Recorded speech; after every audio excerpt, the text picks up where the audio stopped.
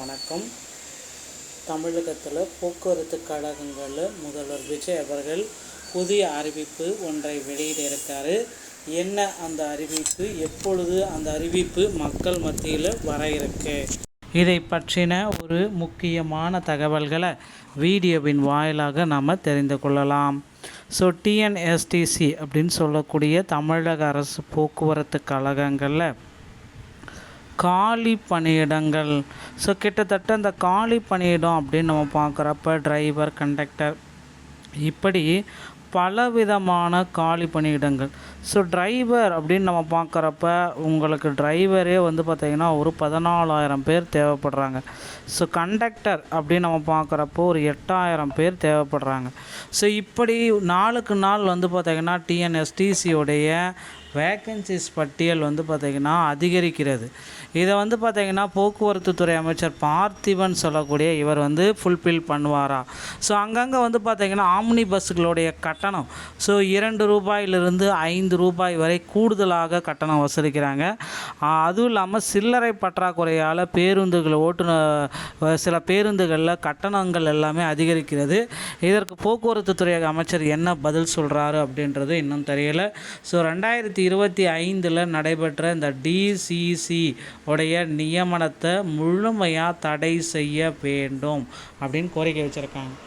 TNSTC அப்படின்னு சொல்லக்கூடிய இந்த தமிழக அரசு போக்குவரத்து கழகத்தில் இந்த 2026 நோட்டிஃபிகேஷன் அப்படின்றது எப்போ நமக்கு வரும், இதை பற்றின ஒரு தகவல்களாக இந்த வீடியோவில் நம்ம பார்க்கலாம்.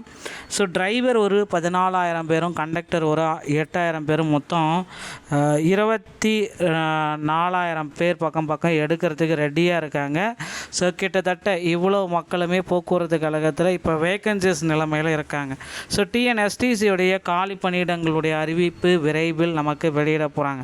இதில் நிறைய வேக்கன்சிஸ் எல்லாமே நமக்கு கிடைக்கும். நீங்களும் பார்த்திங்கன்னா போக்குவரத்து கழகத்தில் ஜாயின் பண்ண மறந்துடாதீங்க. உங்கள் அருகாமையில் இருக்கிற ஆர்டிஓ அலுவலகத்தை அணுகி டிரைவிங் லைசன்ஸ் மற்றும் கண்டக்டர் லைசன்ஸ் அப்படின்றத ரெடியாக வச்சுக்கோங்க. டிஎன்எஸ்டிசியில் பேருந்து கட்டணங்கள் 2லிருந்து 5 ரூபாய் வரை உயர்த்தப்பட்டிருக்கு. ஏன்னா கேட்டால் நாங்கள் ரவுண்டாக பண்ணுறோம், ரவுண்டாக வாங்கிக்கிறோம் அப்படின்னு சொல்லிட்டு மறைமுகமாக கட்டணங்கள் உயர்த்தப்பட்டிருக்கு. ஓகேங்களா, தனியார் பேருந்துகளில். இதை பார்த்திங்கன்னா போக்குவரத்து துறை அமைச்சர் உரிய நடவடிக்கை எடுப்பாரா அப்படின்றது கேள்விக்குறியாக இருக்குது. எப்போ எடுப்பார் அப்படின்றத நம்ம பொறுத்து நம்ம பார்க்கலாம். டிஎன்எஸ்டிசியோடைய புதிய அறிவிப்புகள் மற்றும் 2025 டிசிசி நியமனத்தில் நிறைய முறைகேடுகள் நடந்திருக்கு அப்படின்னு நிறைய பேர் குறிப்பிட்டே சொல்கிறாங்க. இந்த முறைகேடுகளுக்கு போக்குவரத்து துறை அமைச்சர் முற்றுப்புள்ளி வைப்பாரா? இந்த முறைகேடுகளை என்ன செய்வார்? அந்த நியமனங்கள் 3274 நியமனங்களை வரவே ரத்து செஞ்சுட்டு புதிய நியமனங்களுக்கு உண்டான ஒரு ஜிஓவை பாஸ் பண்ணுவாரா மாட்டாரா? அதுதாங்க இப்போ கேள்விக்குறியாக இருக்குது. போக்குவரத்து கழகத்துடைய விதிமுறைகளுக்கு உட்பட்டு புதிய நியமனங்கள் விரைவில் வரும் அப்படின்றத எதிர்பார்க்கலாங்க. நீங்கள் போக்குவரத்து கழகத்தில் இப்போ இருக்கிற சுச்சுவேஷனில் ஜாயின் பண்ணணும் அப்படின்னா ஆர்டிஓ அலுவலகம் அருகில் ஆர்டிஓ அலுவலகத்துக்கு சென்று டிரைவிங் லைசன்ஸ், கண்டக்டர் லைசன்ஸ் வேணும்.